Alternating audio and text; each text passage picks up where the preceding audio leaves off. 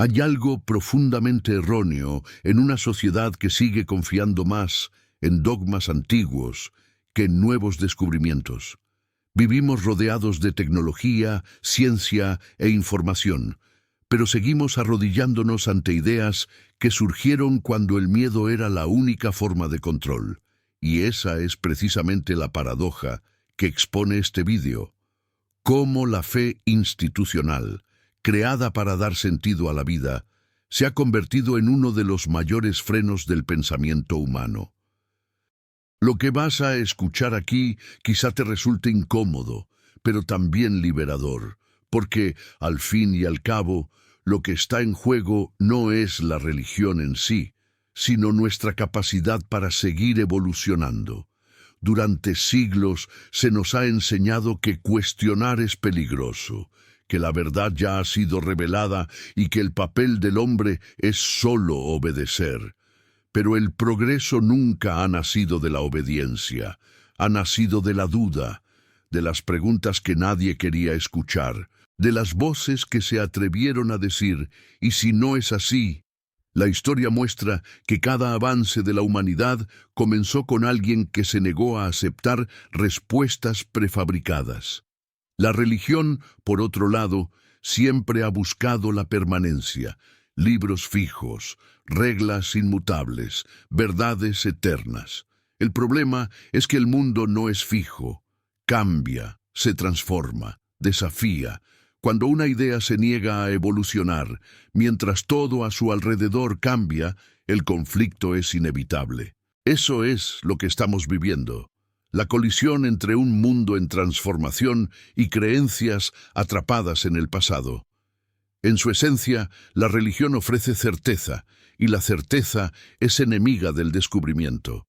Un corazón curioso necesita espacio para equivocarse, dudar y rehacer el camino. Por el contrario, un corazón dogmático solo necesita obediencia. Y cuando la obediencia domina, el pensamiento muere.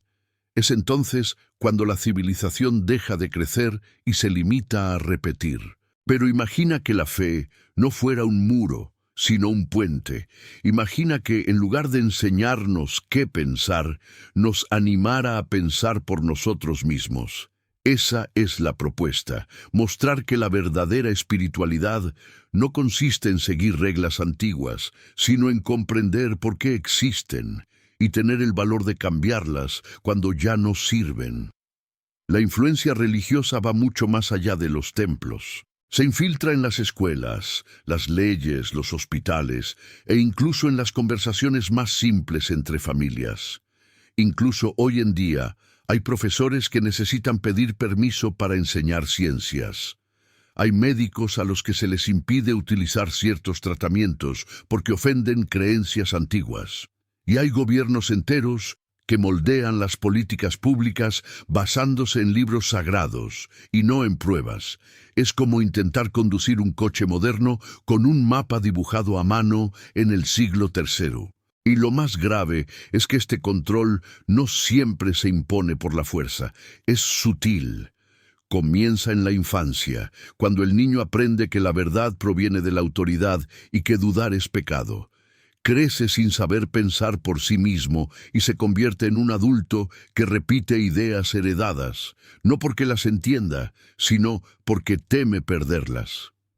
Así es como se forma a generaciones enteras para creer sin reflexionar.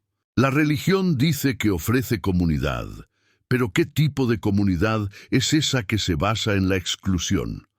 Una que divide a los salvados de los perdidos, a los puros de los pecadores, que enseña el amor al prójimo, pero con excepciones.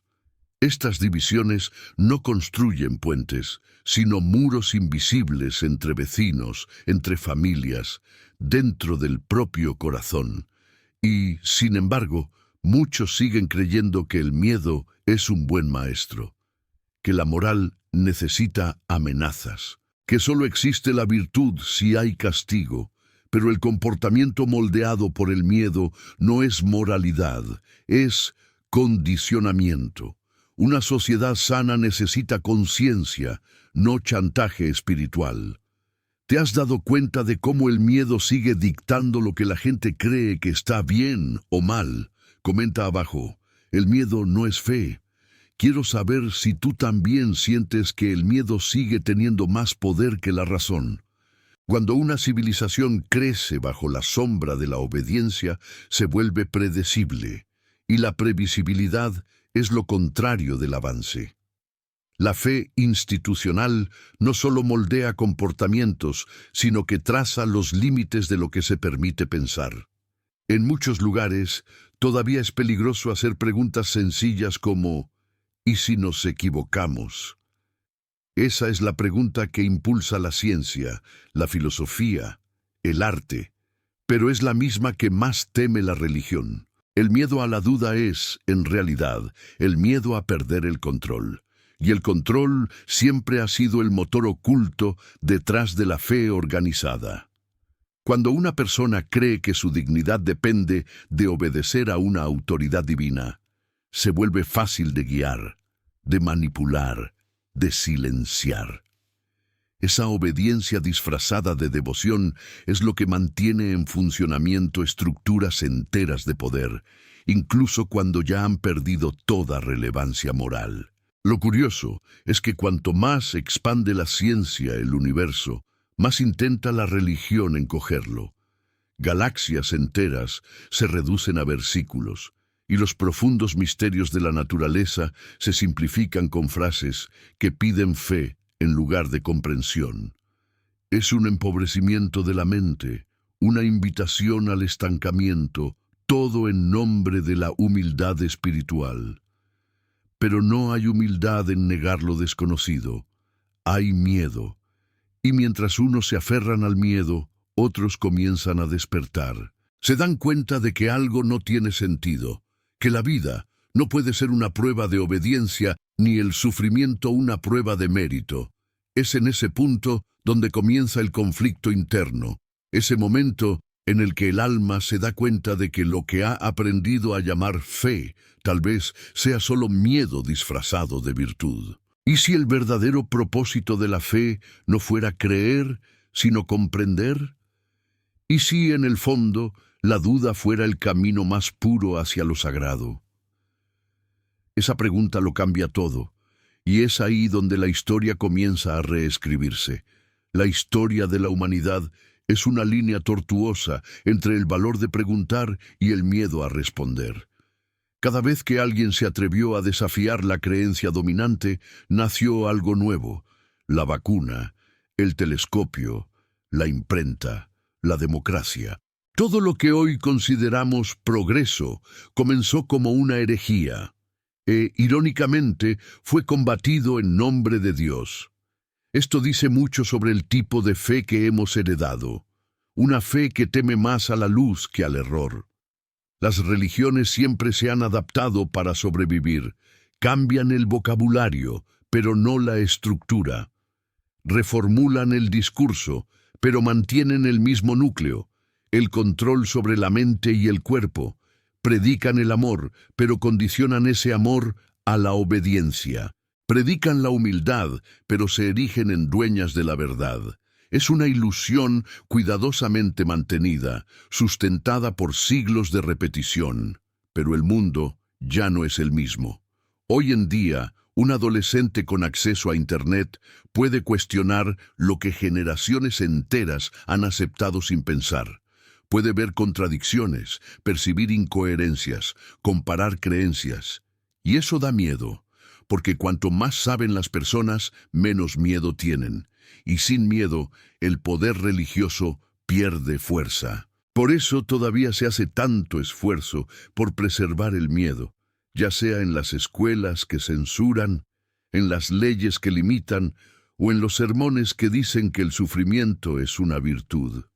El miedo es la herramienta de control más antigua, y la duda es el antídoto más peligroso contra él. Pero, ¿qué pasaría si, de repente, todos dejaran de sentir miedo de lo sagrado? Si las personas descubrieran que no necesitan intermediarios para encontrarle sentido a la vida. Esa respuesta, que pocos se atreven a afrontar, es lo que realmente amenaza a los sistemas que se dicen eternos. Detrás de toda creencia ciega hay un miedo sin resolver, el miedo a no pertenecer, el miedo a estar equivocado, el miedo a enfrentar el vacío. Es ese miedo el que ha sostenido las estructuras religiosas durante siglos, porque es más fácil seguir una respuesta preparada que lidiar con la incertidumbre.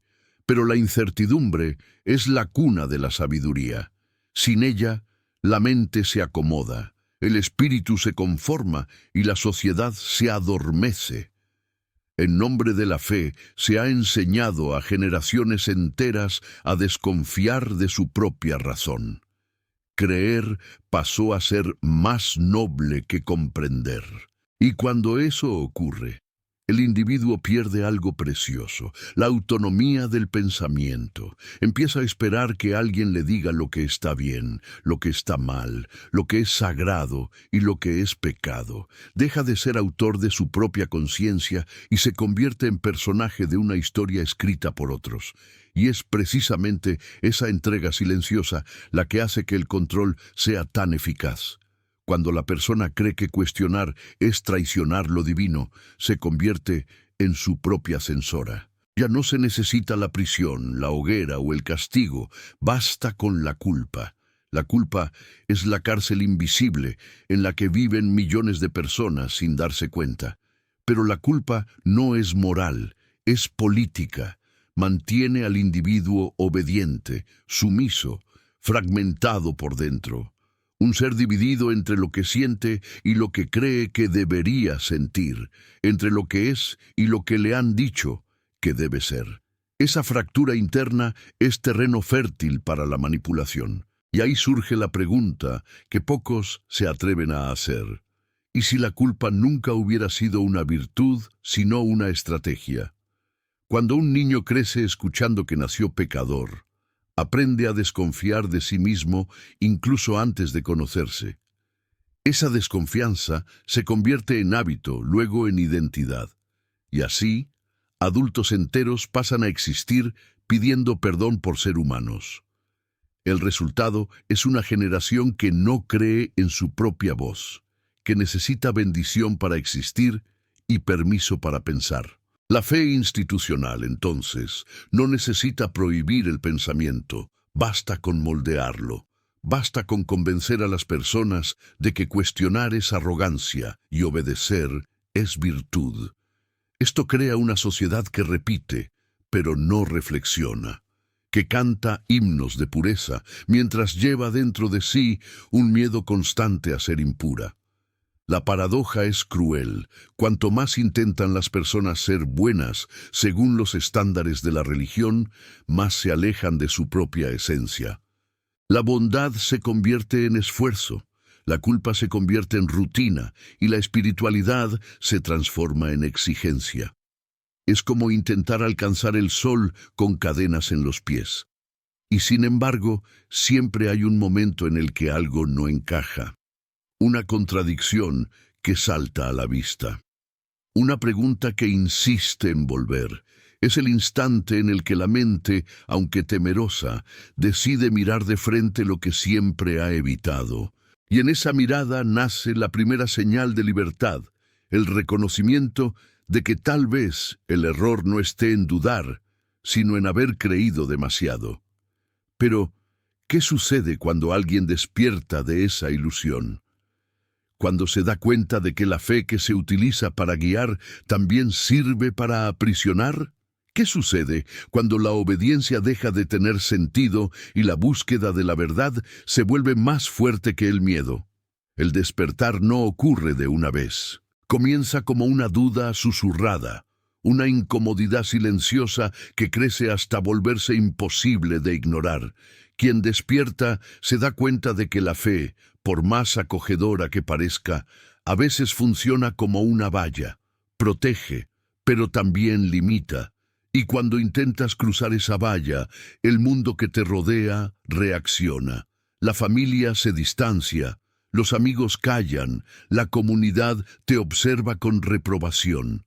Así es como el sistema mantiene la lealtad, no por la verdad, sino por el miedo a la exclusión. Este miedo al rechazo es una de las fuerzas más poderosas del mundo.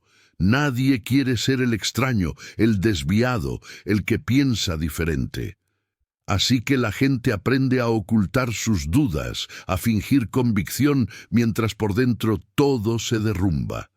Y el precio de ese fingimiento es alto, la pérdida de la autenticidad.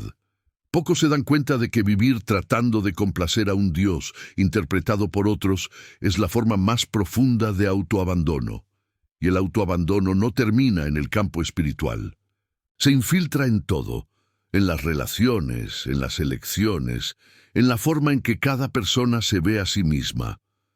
Porque cuando se aprende que cuestionar está mal, se empieza a aceptar todo, incluso la propia infelicidad. Así es como las religiones antiguas siguen moldeando las mentes modernas, no por la fuerza, sino por la culpa internalizada. Aún así, hay algo que no se puede borrar, la chispa de la curiosidad. Por muy adoctrinada que esté una mente, siempre guarda un fragmento de libertad. Es lo que hace que la persona mire al cielo y se pregunte, ¿y si todo lo que me han dicho sobre lo divino no es más que una metáfora mal interpretada?